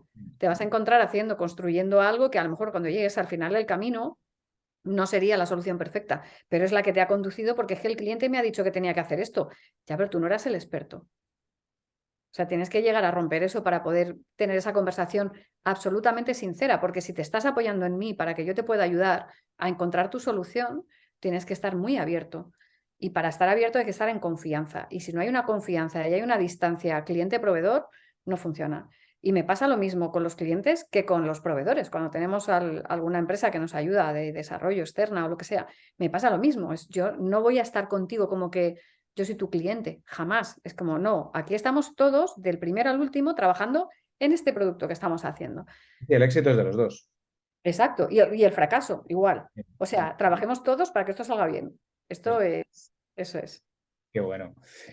Raquel, me faltan dos cosas que comentarte y ya dejo de robarte tiempo porque te había prometido hasta una hora específica y lo hemos saltado. ¿Vas bien? Sí, voy bien, no pasa nada. Bueno, muchas gracias. Em, Tú ya llevas años dedicándote o dedicando parte de tu tiempo al voluntariado y quería preguntarte por qué lugares has pasado, por qué decides dedicar parte de tu tiempo al voluntariado y qué te aporta. A ver, he pasado por el voluntariado porque siempre he tenido como esa sensación de si puedes hacer algo por los demás, por qué no hacerlo, ¿no? He pasado por cosas desde muy pequeñitas, acciones con alguna ONG, con Acción contra el Hambre, puntuales, o con The Company B, por ejemplo, sí que establecí que todos los años hacía un proyecto solidario. Hicimos uno, por ejemplo, que por lo general eran proyectos digitales pequeñitos para empresas que igual pues tenían un impacto y no podían pagarlo. Pero hicimos uno muy bonito con el Club de Baloncesto de Móstoles, que era un torneo solidario para recaudar alimentos. Y un triple por Navidad se llamaba. Ese fue muy bonito. La verdad es que hubo un llenazo en el campo y estuvo fenomenal. Vino el Madrid a jugar a Móstoles y la verdad es que fue súper chulo. Y, y después, bueno, pues siempre he estado vinculada, ¿no?, a proyectos así. Y lo que tengo ahora es un proyecto que comparto con otras personas maravillosas que se llama Me We All, que lo que hace es buscar el impacto y la transformación en las personas. Hacemos un taller todos los años a final de verano Ujú, y la gente se apunta, es un poco loco porque lo comentamos, ¿no? Y decimos que es algo que no puedes poner en tu currículum. Es como te va a ayudar, pero no es una línea que digas, bueno, y además soy experta en... No, eres experto en nada, pero dedícate un tiempo a escucharte, que es algo que tendemos a no encontrar, a hablar contigo mismo ujú, y a valorar lo que tú haces y lo puedes hacer con una perspectiva en la que tengas un impacto positivo en los demás, que es algo que yo intento hacer siempre, ¿no? De hecho, mira, en Barrabés, por ejemplo, en el proyecto en el que estoy, una de las épicas del producto que definí era ética. O sea, a mí hay cosas que yo me gusta incorporar y son un poco disruptivas, ¿no? Porque dices, ética, si estoy haciendo un proyecto comercial, ¿no? Al fin de cuentas. Es como, sí, ética. Porque hay cosas que tienes que tener en cuenta y es importante que se vea, que sea visible, que todo el mundo sea consciente de que esto no es un campo libre, que hay impacto en las personas. Entonces, ¿cómo vamos a manejar eso? ¿Cuáles van a ser nuestros límites, ¿no? ¿Cuál es el alcance que estamos dispuestos a tener o a saltarnos? Que al final define la ética, ¿no? ujú. Qué bueno, qué bueno. Em, Me falta una última cosa que apuntar contigo.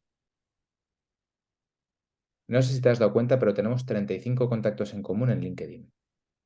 Lo vi en tu post, la verdad es que 35, entre ellos a Gran Alfonso, que conozco por ti, que te iba a preguntar, todo esto surge, o sea, te conozco porque hay un momento en el que publico en LinkedIn que quiero hacer entrevistas a gente que tenga algo interesante que aportar, y conozco mucha, pero hay otra mucha que no conozco. Digo, joder, no me quiero perder oportunidades.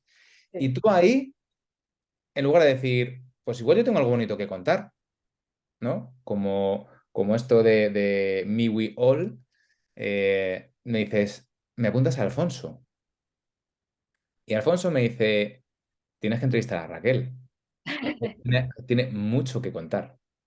Te quería preguntar, ¿cómo llegas tú a ese post que escribo? Porque tú y yo no nos conocíamos de nada, no damos contacto ni nada. No, no nos conocíamos, pero yo sí seguía. A ver, yo seguía a Enciende la Luz a través de Juan Mm, Pedro Pozueto. sí. Y fue curioso porque él reaccionó o algo así a ese post y entonces yo a través de su reacción lo vi y dije, y me acordé de Alfonso que estaba con todo el tema de NFTs y creo que tú enfocabas mucho el tiro hacia nuevas tecnologías y Ujú, dije, jolín, pues mira, esto a Alfonso igual le viene bien y es súper interesante lo que está haciendo y a lo mejor a Juanma también. No te conocía, pero digo, pues se lo voy a ujú. decir. No sé, ¿por qué no?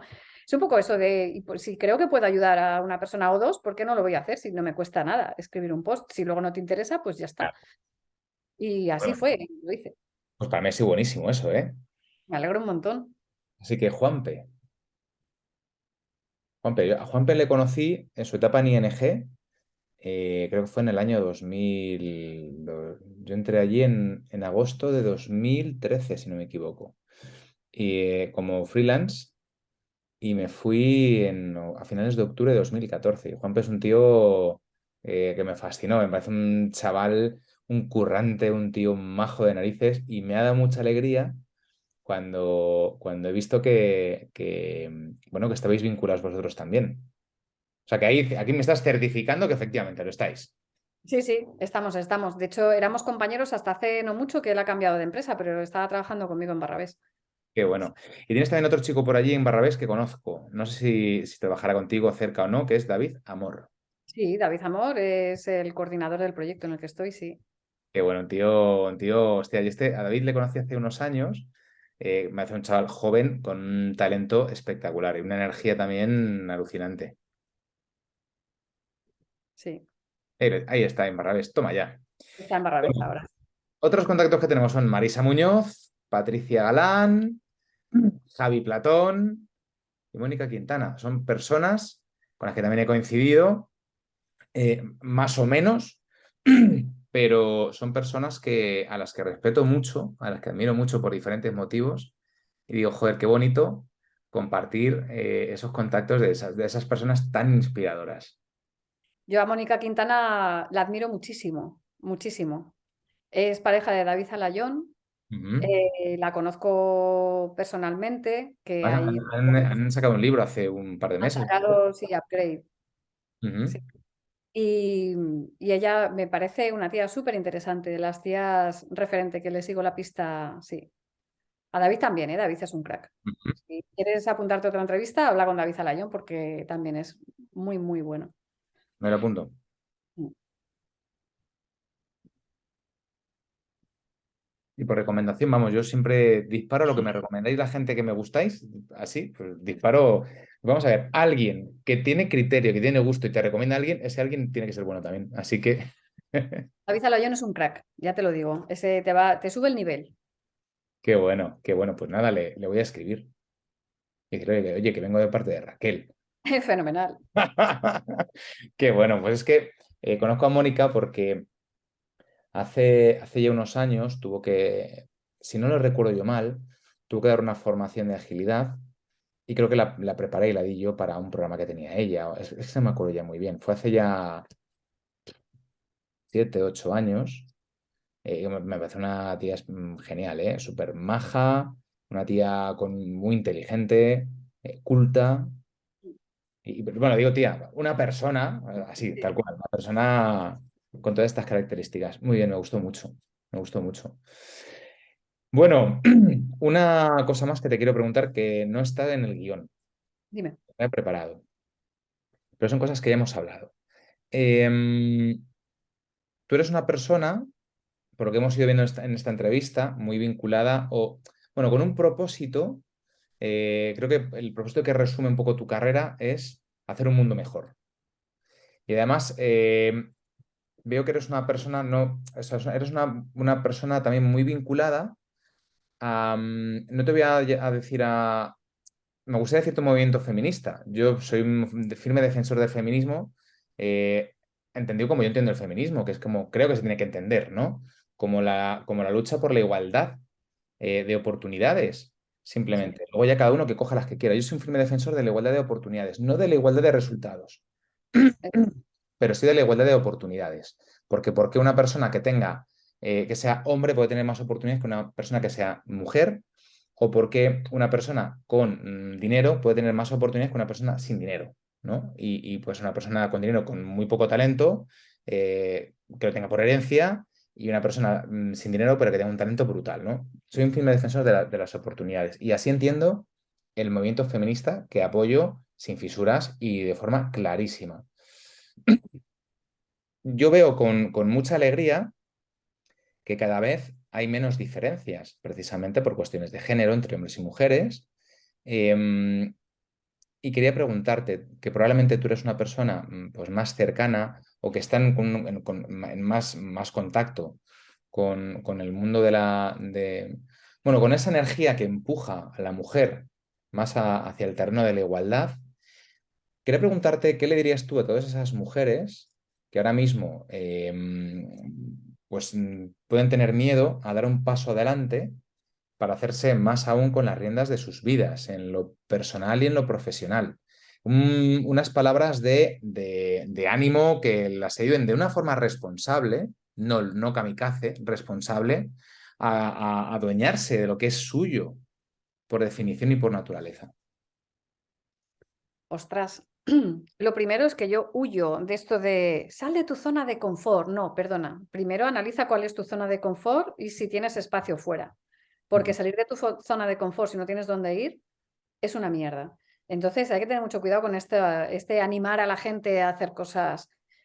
Dejando esto como base, sí que te digo, creo que las mujeres podemos hacer todo en la vida.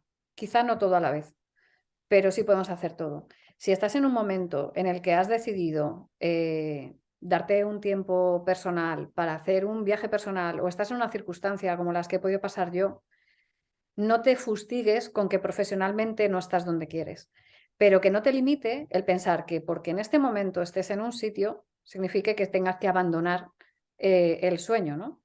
De Ujú. donde quieres estar. Y creo que, igual que me pasaba con la escultura, las herramientas nos igualan y no hay diferencias. Las diferencias están más en nuestra cabeza. Por suerte, además, ahora todo es mucho mejor. Yo cuando veo compañeros que están de baja por paternidad y tienen la baja, teniendo en cuenta que mi marido tuvo 2 días, cuando yo fui madre, 2 días, que si se te va uno en el parto, te queda uno.